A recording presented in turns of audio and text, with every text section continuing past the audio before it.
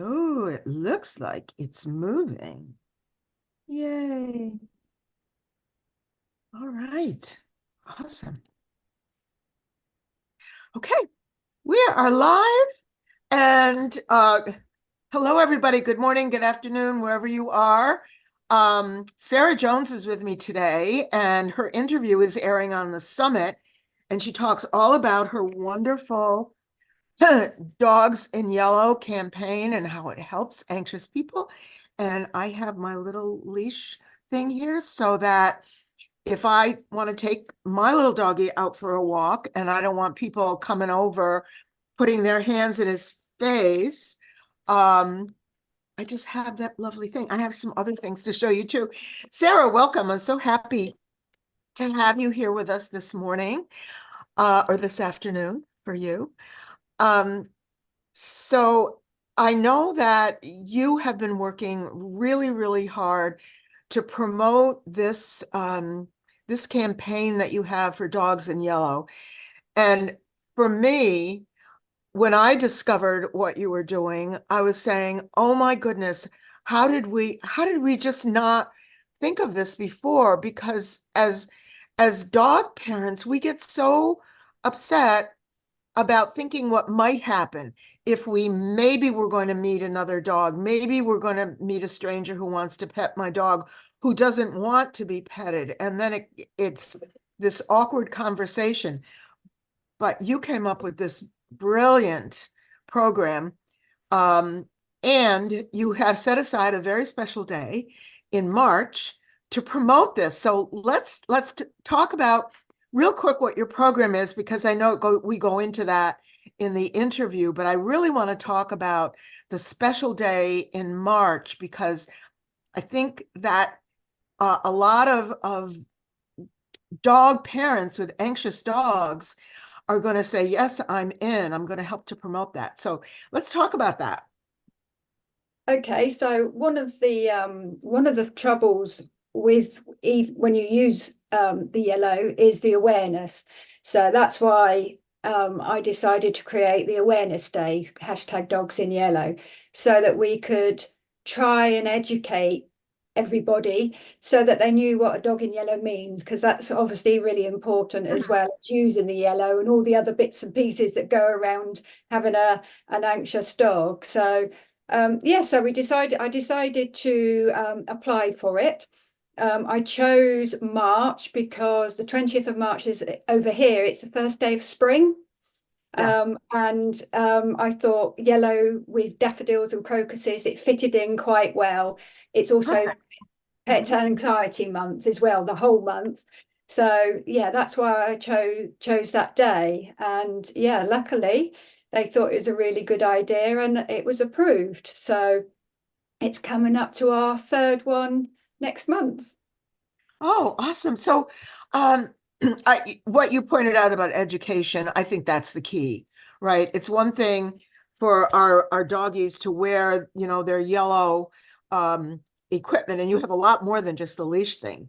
There's there's vests, and I see the really sparkly hoodie that you're wearing, and yellow on black or black on yellow really, really stands out. And that's part of the point of it. But if people want to participate in dogs in hashtag dogs in yellow day on March 20th, to help to educate the public, if my dog is wearing yellow, keep away. This dog doesn't want strangers sticking their hands in their face. And I love your little graphic. If I could show this. And this is your little Bella, who inspired this whole thing, because Bella is anxious. And a lot of times we approach the whole idea of an anxious dog as saying we have to fix the dog. But what you're doing just makes so much more sense. Let's give the dog what the dog really needs. And an anxious dog needs space. So this is it. And so this is, poor little doggy here with all these hands reaching in and the dogs approaching. And then the contrast over on this side, Bella, she looks like such a happy little camper with her yellow vest on. So I think that really kind of sets the tone. What are some things that people can do to either prepare for the day? Are there activities? Are there things that they can participate in? Tell us about that. Yeah, so if you're a dog trainer or a dog behaviorist, you can create and you work with anxious and reactive dogs, then you can create a weekend before, I think it's on a Wednesday this year, but you can create doing some training stuff around it using the day yourself to promote to, the people that you deal with. If you've got one yourself, you just want to put it out on social media, put, a photograph and the story behind why your dog is anxious, what's happened, so we can get a bit more understanding. If you've got the clothing, we all put our clothing on for that. I mean, I wear these all the time when I go out, not only for walking the Bella, but if I go to the supermarket or things, I'm always in my awareness tops. Yeah, there's all sorts of things that you can do, and there's some ideas on the website as well that you can do. If you've got your dog from a rescue, maybe you could do something on the day to raise some funds for that rescue with Dogs in Yellow. You could make some treats and give a donation, all sorts of things. Yeah, great idea. And a lot of us are involved with different rescues. And so many of the dogs that come into rescue have had such a difficult experience before they arrive there, getting the proper care. And it takes a while for them to recover from that. And some of them for the rest of their lives will have that little bit of caution and anxiety based on their early experiences. So, who their adoptive homes could certainly, instead of trying to, like I said before, fix the dog, just help the dog cope. Just give the dog what the dog needs, set up the environment, control. We often say that there are lots of things in the environment that we can't control. And, I used to say to people with anxious dogs, you really can't control what other people are doing or where they're walking with their dogs. But I stand corrected, because if you have one of these little devices, and I'm going to show everybody this lovely squeezy reward thing in a second, but if you have something like that that lets people know, keep on going, don't stop and ask to pet my dog, don't let your dog come running up to mine, because people say, oh, my dog is friendly. Well, my dog is anxious. So, we need to have some consideration for other people and not just assume that because your dog is friendly, that every other dog is going to just, accept them rushing into them. And as to help your dog cope, if your dog is feeling okay and feeling like eating, this little thing is awesome. I love this.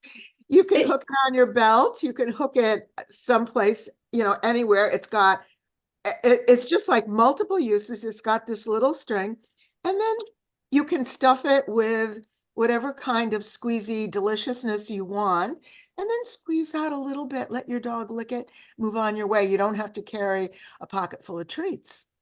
It's just something different. Yeah, I use it Yeah, with Bella I for love this. distraction work, so Yeah. if there's a lot of hoo-ha going on, it's as soon as I lift it, she recognizes that it's got something lovely in there, and it just makes, like I say, I put squeezy cheese in it, but it's just Yeah. you can hang it on you, so it's right there rather than in pockets or in a bag. So Yeah. And the dog knows it's there, which is great, because they're, if they're expecting that something is scary over there, but mom's right here and mom's going to give me a delicious treat, and then we're going to just move on, and that scary person is not going to come near me.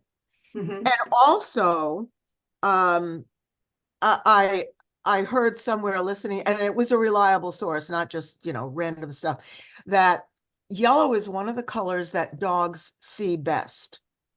They don't see red. Red looks black to them, but they see yellow.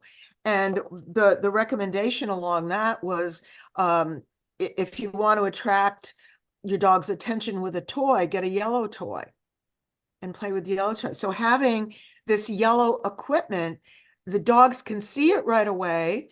They know that when that vest goes on, that they're safe. And, that's one of the underlying, core values of the whole summit, is that our dogs need to feel safe and loved. And they certainly, and having dogs feel protected and feel safe lets them know that they're also loved, because they're in a bubble where they're going to be protected. Nothing is going to hurt them. And they're like this sweet little Bella right here, where she looks so happy. So this Bella looks safe and loved. This Bella looks all scared because all these threatening hands, and people mean well. They have good intentions. They don't want to upset your dog or hurt your dog. They just need to be educated. Yeah, absolutely. It just goes part of the package. Obviously, when you first have these issues, it's very important to see a behaviorist and learn all the things that you can do to help. But I just found as well that the yellow really helped me to let people know what she was like, what she was signaling to other people that they don't see, and I didn't see it to start with. So yeah, it's just a good visual thing for people. And it's awkward to have to explain again and again and again, please don't pet my dog. My dog is nervous. And then you have people saying, oh, but dogs love me, and so on and so on. And I think someone who's never had an anxious dog to care for, because they haven't had that experience, they don't really understand what it's like for that dog. Absolutely. So, I had an experience a couple of days ago where somebody approached me from behind, and I was a little bit I was doing up my boots, and Bella went for the dog because I didn't notice what was going on or hear them approaching. Yeah, and she obviously didn't understand at all when she said, your dog's nasty. And when I said, oh, I'm really sorry, she's just really, really fearful. She was attacked as a puppy, and yeah, she just totally didn't get it. And I just said to her, you're very, very fortunate then if you've never had to deal and experience a fearful dog. absolutely. And that hurts, doesn't it? When Oh, yeah. somebody judges your dog that way, and you know that it's very unfair. Yeah, they don't And understand. Yeah, they just don't understand. I had yeah, tears, like yeah. many anxious dog owners. Oh, I know. And then you're put in a defensive position where, someone is intimidating you and saying, things like your dog is nasty, and you feel defensive. And then you get into this awkward, it happens over and over and over again. And I bet if anybody listening to us now has an anxious dog, I bet they've experienced something like that and felt so judged. And it's really so unfair. Uh, but I think that, that having a dog wear the yellow vest or having the equipment on the leash relieves you of the burden of explaining anything, because it's right there. It's so obvious. And if you didn't see it, it's almost like, pay attention, Yeah, to the other absolutely. person. So it kind of preempts that, that judgment. And then you're forced to go into these explanations. And sometimes you end up saying things that you don't want to say about your dog. Mm. Honestly, I mean, this is just me. Other people may disagree with that. But if I have an anxious dog that was, as Bella was, attacked by another dog, I don't want to be put in the position of telling that story to strangers. You know what I'm saying? That's just me. Um, for an educational purpose where somebody is really seeking information, then that's different. because I also have, he's no longer with us. He passed away a while ago, but this is years ago. I also have a little dog that was, and he was tiny. He was only about 5 pounds. He was a tiny, tiny little dog. And he was chased by a great big, ginormous, like one of the very large breed dogs. I won't mention the breed because I don't want to, Mhm. make it sound like I'm against that breed, because they're lovely. They're all lovely dogs, but this was the owner's fault. Mhm. Because the dog was not supposed to be off leash, and he was, and he chased my little dog. And it took my little dog a couple of years to, get back to feeling like he could go. It was during an agility training class. And so it took him a couple of years before he could go back and do agility again. Yeah, so they So don't. yeah, it's very scary, and you don't want to have, be put in the position where you have to explain. So the yellow things help that. Mm. Uh, and I know that you said that when you first started out, you were putting like a yellow bow on Bella, and it didn't Well, work out so well. no, so that's how it originally started. It started back in, I didn't invent the yellow. I invented my products, but the yellow idea has been around since 2000. So, but yeah, it started off with a bow. But yeah, obviously, if you put on a cute dog, you put a little yellow bow, it's just going to make, especially one that doesn't, is fearful of being touched, didn't Yeah, help the situation at all. But yeah, yeah, yeah, progress to covering the dog and sometimes the owner in yellow. yeah. And you really need the message. You need the words. People need to see Yeah, the message. yeah. Anxious dog, keep away, don't touch. You Well, that know, was my first products I needed was for Bella, was something that people understand. I wanted the keep away and the do not touch, because people, when they read it, they could understand it. There was, some people don't like those words, but yeah, that's exactly what I wanted, and there was nothing around. So that's hence how I then yeah, got into products. yeah. It's almost non-negotiable, isn't it? Don't Mm, touch. mm, It's not negotiable. yeah. Because there are people who will try to negotiate. Oh, but dogs are friendly to me, and I've always had dogs, and so forth, which doesn't matter to a little anxious dog. They're not interested in all of that.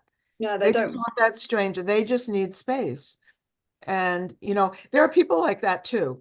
And if you know someone like that, or if that's happens to be your preference, I just need space. I don't like people crowding in around me. And that's not something to fix. That's just, a character trait, personality trait. It's not right or wrong. It just is. So, yeah, these little dogs need space. So, well, I'm going to do my part with my people, who many of whom have anxious dogs, and that's what we work on when they come to me. We work on not fixing the dogs, but giving the dogs tools to cope. And one of the benefits of this program of Dogs in Yellow is that it sets the stage so that dogs can stay calm, and then we can do other things to help them. Because if they're too upset, and if they're nervous, and if they're like little Bella in that drawing where she's going, no, no, no. She's, they're not in a frame of mind where they can understand and learn things, because they're too upset. And it's like people, if when you get really, really upset, it's really hard to focus on learning something new. So what this does is create the environment and the space so that dogs can feel relaxed, and then we can do other things to help them. So I just think it's great. And when I'm going to find a way to participate in the March 20th Dogs in Yellow Day, and see what we can do to educate. So I think it's such a great idea. Um, Sarah, you've lived through this, and you didn't just, you know, go in a corner and hide. You took action and you created this whole program, which is absolutely amazing. So kudos to you for doing that. And what bit of advice would you offer to folks? If someone has an anxious dog, what is the one thing that you would advise them to do, having been through it yourself? One thing is quite difficult because Oh, yeah, you so can do more than one. You can say more yeah, than one. That's yeah. But with the yellow, I found, I had to you have to do a lot of things. You have to have the behaviorist, to go through all the things that you need to do with your dog so you can learn about distraction work, about doing the U-turns, about, making the dog feel more confident. But once I'd done all those things, I then also found the yellow really did give me confidence to be out in in the big bad world sometimes. So on top of everything, it really helps the owner as well. And then it obviously travels down the lead as well. If you're feeling more confident because you are showing people, and they are paying attention to the yellow, because we've hopefully tried to educate them, then that the whole package comes together. But Mhm. yeah, be proud. It's not a Yeah. label, it comes from love. Yeah, and it does start with the human on the other end of the lead, doesn't it? Because if you're anticipating, and that's really such an unfortunate way for someone to take their dog out for a walk and having that anxiety, because that definitely, as you said, it travels down the lead and the dog feels it as well. So the yellow does help the owner because they almost feel like they have backup, Yeah. that they don't have to face it all on their own, that there's backup there, that they're letting the world know, stay away from my dog. And the great part about this is that if the messages are addressed to the people, it's not that there's anything wrong with the dog. It's not saying, oh, my dog will bite you or anything like that. It's saying, my dog needs space. And there's nothing wrong with that. You Mhm. know, keep away. Don't touch. My dog doesn't like. Dogs have a right to give permission for others to touch them. And some dogs don't like it. They'll let certain people touch them, but other people they don't want to. That's their right. And that might be kind of a shift um in mindset for some folks who think that dogs should be friendly to everybody. You know, I have yet to meet a person who is, loving everybody and wants, perfect strangers to come and, pet them or hug them. It's not, that would be very strange in a person, I would think. Mm. So it's not fair to expect that of dogs either. No, when we go through traumas, as in the human, um, they don't go away. You don't forget them. Again, you learn to deal with them and how to handle them, but they're there. I've had a trauma with my husband. He had a serious accident, but you learn to deal with it. Fears never quite go. And I sort of understand. I understand how Bella feels, because she might Mhm. feel more confident, but sometimes it's still there. So It does come I think back. it's Yes, the same. that's true. Yeah, trauma doesn't go away. It changes you forever. And exactly right. You just learn how to handle it. It Mhm. doesn't go away. You learn coping mechanisms and you learn to deal with it. But in certain stressful situations, it all comes back. And the same thing is with the dogs. And Yeah. that's why saying that we're going to fix them makes no sense. Mm. So, We help them. okay. So Sarah, thank you so much for joining us for this live today. I'm going to jump over to Facebook. I just want to see if anyone put in a comment or a question over on Facebook. And okay. Okay. Okay, so Margot Patrick was watching. She has a couple of comments. The broadcast was not good for her at first, but I think she's okay now. And she said, "I'm so sorry you experienced that. I did as well. Once I was so triggered and I felt so horrible for my dog having to experience more negativity that I said, 'She is warning you that I am going to bite you if you don't walk away.' I was fuming." You know, Margot, I have actually felt that way myself, that if I were a dog, I would have bitten at somebody. So I totally get that. Right, Sarah? I like that one. If my dog Yeah, doesn't bite me, I will. I know. And then Margot also says, I love this. I work with them and many of the dogs um, who I'm not sure, want to work in my field. I would definitely do this. And she tagged Sherry Steinland. I don't think Sherry is here. Yes, awesome. Margot, reach out to Sarah for ideas for celebrating. Yes, it's such a positive thing.